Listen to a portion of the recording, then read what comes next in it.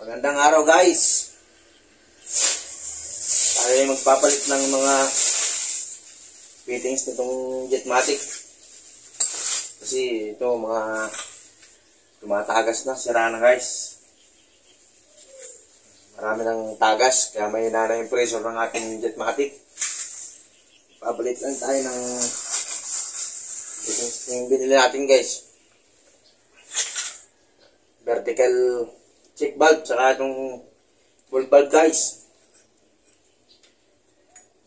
So tara guys, umpisa na natin magkabit nito. Kakalasin lang muna natin to guys. Papalitan na natin to ng buo. Ito yung mga binili natin na pumalit. Natin mga binili pamalit. Let's go, umpisa na natin.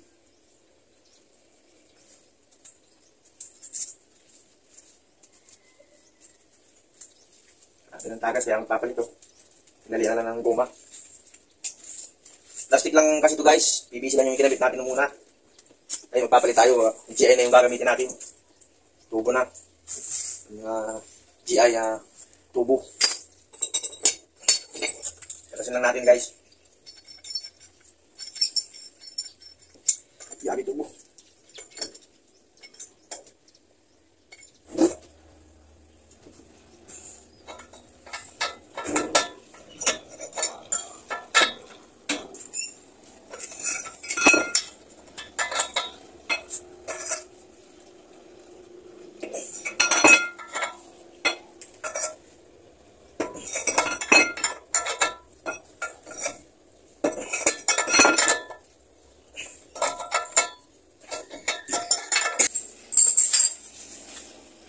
Sa nga pala guys, bumili rin tayo ito bushing reducer 1.5 by 1 kasi itong to 1.5. So magre-reduce tayo ng 1 kasi 1 yung check valve natin.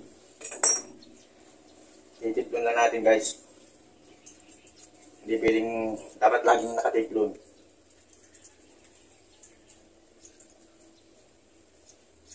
Yan guys, sundan na natin.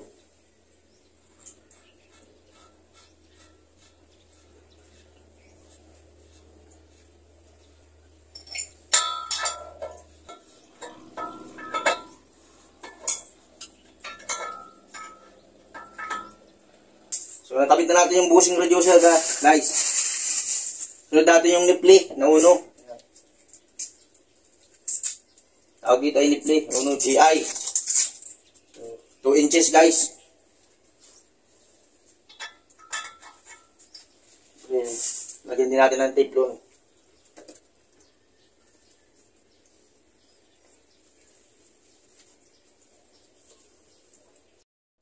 Okay, so ito na yung muna nating pagkatapos itong bushing reducer guys, sunod natin yung nipli na 1. Siyempre may teflon din yan.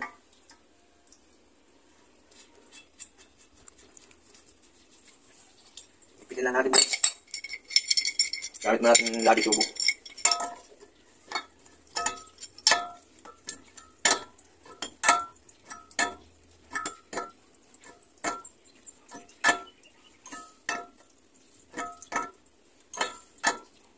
Sunod naman natin yung bushing reducer, nipli. Sunod naman natin yung ating check valve guys. Itong vertical natin binili. Kikita nyo guys, yan, may arrow yan. Ibig sabihin, papunta din yung tubig. Ganyan tayo. Ito yung humihigop, yung tumutulak. Yan. Pagayon yung tubig. So, nalagyan natin ng tape ito.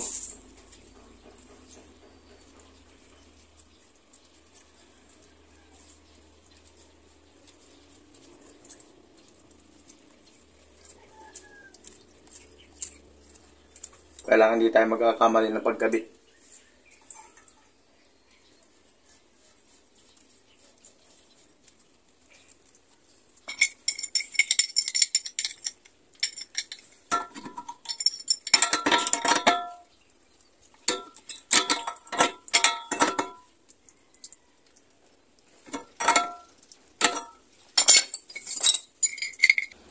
Sunod din natin yung ano guys. Niplili. Uno din yan guys.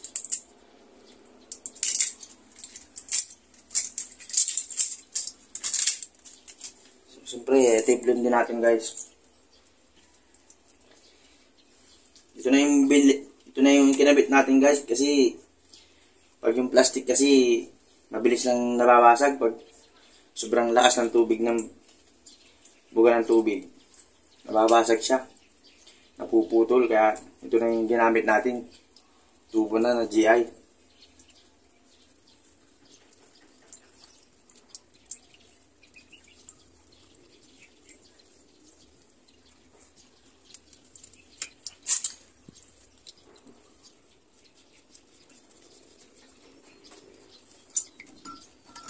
Ba't kailan pagkakabit yun?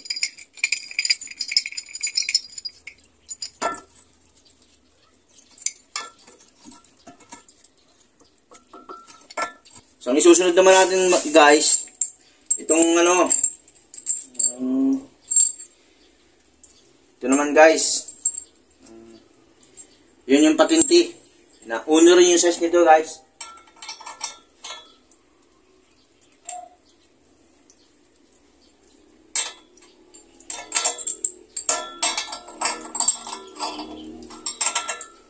Lagyan natin lang yung teflon to guys.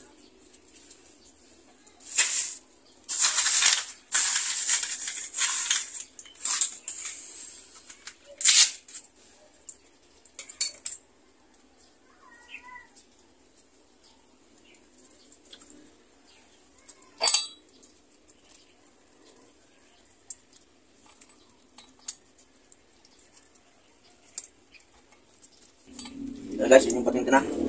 Yan na natin.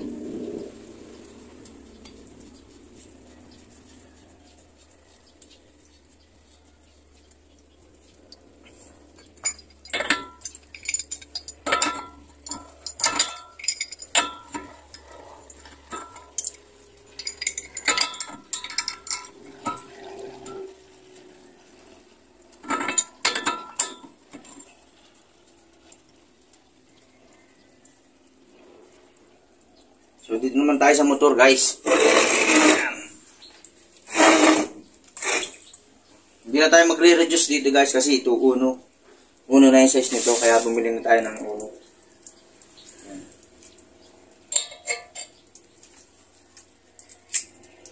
Titiplo na lang natin, guys.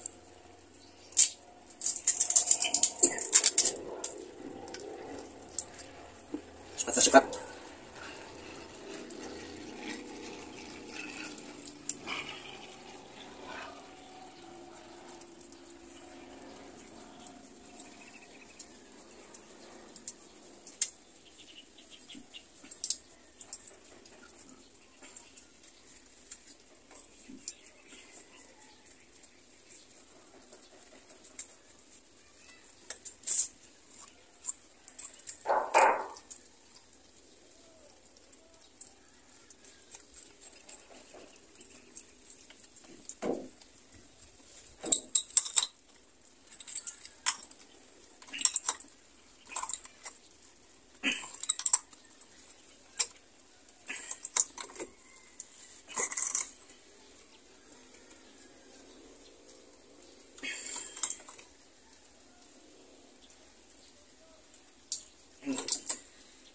Hindi natin pakahigitin. Then guys, ito naman yung ating kadugsong sa yun yung patinti natin. Dito naman natin ilalagay. So kailangan natin itong kapalan ng teflon.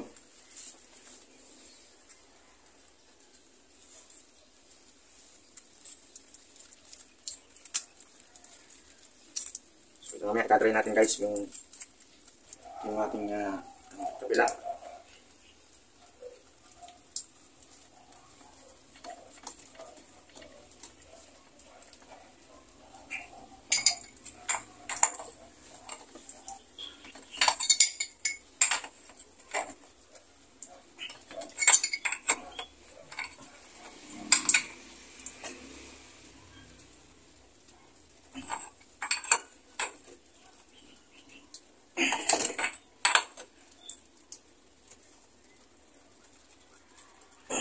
Okay, siguro yun guys.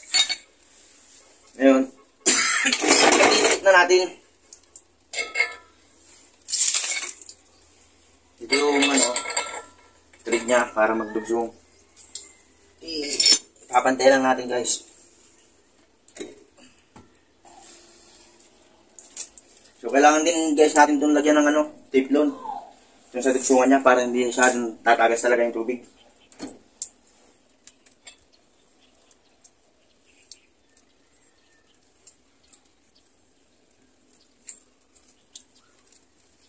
Kailangan din natin lagyan ng teflon.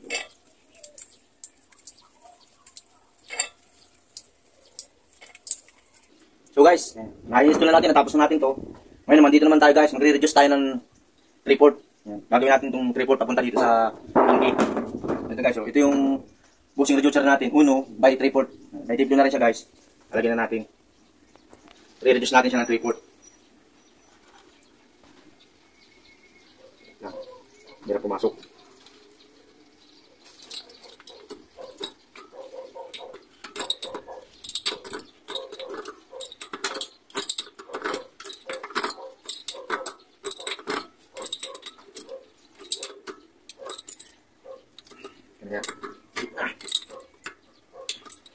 So dito naman guys, plastic na lang yung gagamitin natin.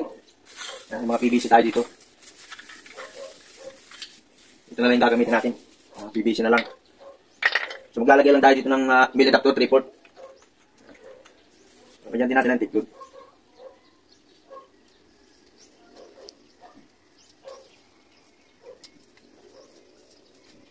So guys, maglagay na tayo ng net.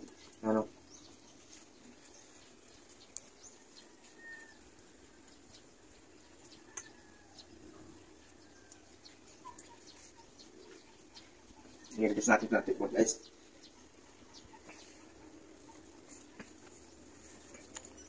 So, ginistro na tayo ng PVC. Tapos natin ang kulpit.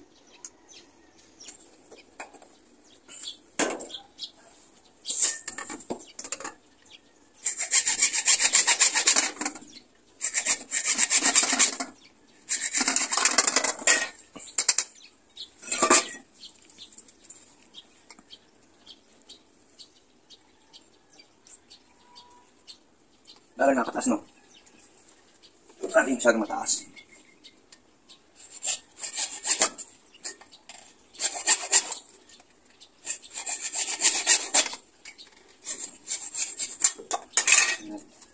Ito na natin guys ngayon. Gagamit tayo ng solvent. Papadikit, solvent guys. Buti may lamang pa.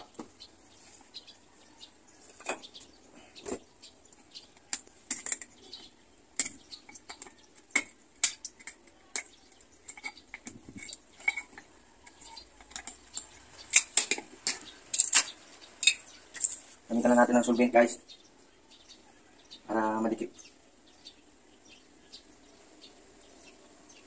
para walang kasingaw.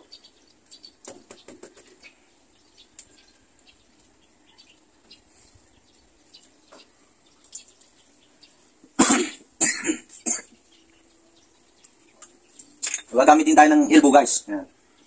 Papunta naman dito sa tangke yan.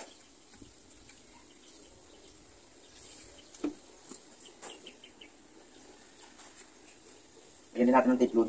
Ayan ang solvent.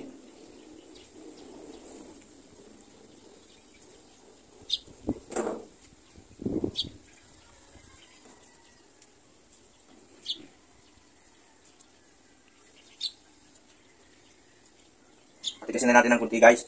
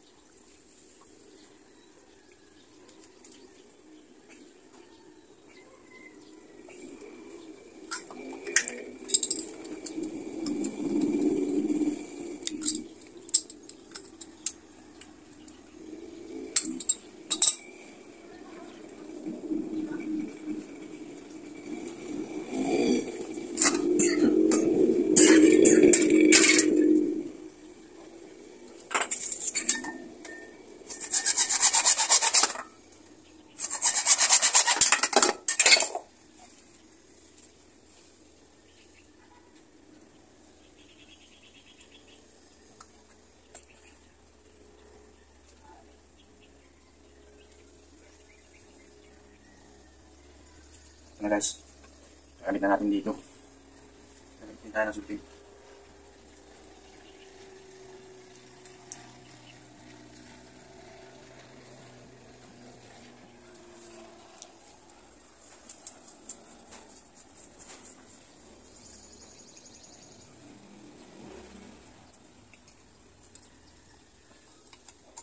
Ayun guys, titistingin natin siya kung hihigop. Kailan muna natin ito. Try natin kung hihigop yung ano. Hindi na po kasi nakalapit na dito. Try natin. Malambot pa guys. Pilitat yung ating ano. Hindi mo masyadong tuyo. So kailangan pa natin matigisin guys. Kasi masyadong ano yung tubig. Masyadong mapwersa. Kulang pa sa dikit.